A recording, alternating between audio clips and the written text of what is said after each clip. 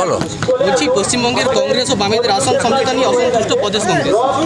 তা আমার কি, আমি কংগ্রেস করিনি। বসিরহাটের বিজেপি প্রার্থী রেখা পাত্রকে নিয়ে অসন্তোষ তৈরি হয়েছে।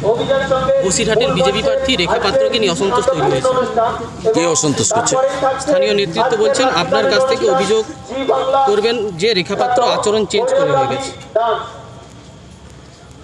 আমি এ বিষয়ে জানি না। প্রথম কথা হচ্ছে, এই রাজ্যে সম্প্রতি 2.5 বছরের মধ্যে সবচেয়ে বড় দুটো ইস্যু এই লোকসভা নির্বাচনে এই ইস্যুটাও কাজ করবে। এক হচ্ছে চাকরি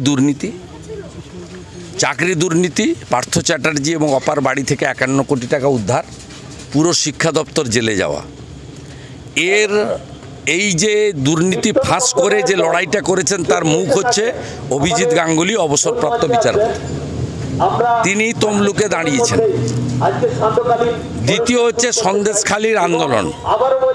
সেই আন্দোলনে অনেক মাতৃশক্তি লড়াই করেছেন, তার মধ্যে অন্যতম পরিচিত মুখ হচ্ছে শ্রীমতী রেখা পাত্র, একজন দলিত কন্যা।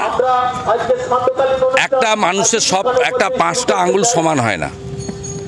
অর্থাৎ যারা বলেছেন তারা যদি আমাদের শুভানুধ্যায়ী হয় আমরা কথা বলে নেব।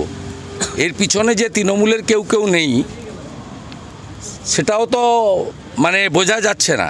তো আমি এর মধ্যে যাব না।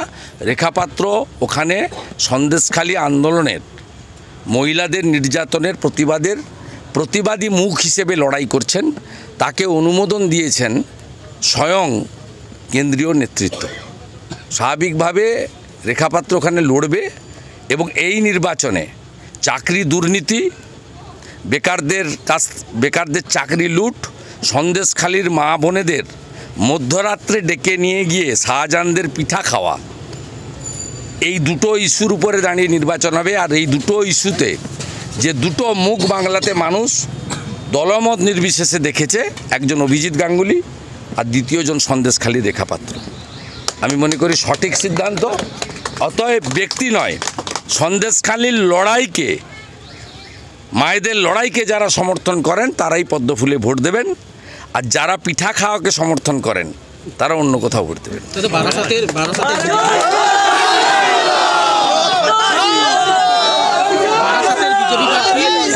মজুমদারকে নিয়ে প্রশ্ন করেছে তৃণমূল কংগ্রেস। ওসব মিথ্যা, ফেক।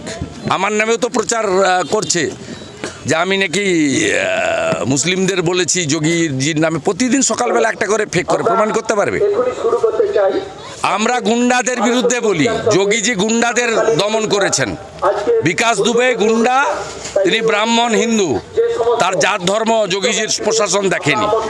আতিক রহমান গুন্ডা, মাফিয়া, তার জাত ধর্ম যোগীজির প্রশাসন দেখেনি।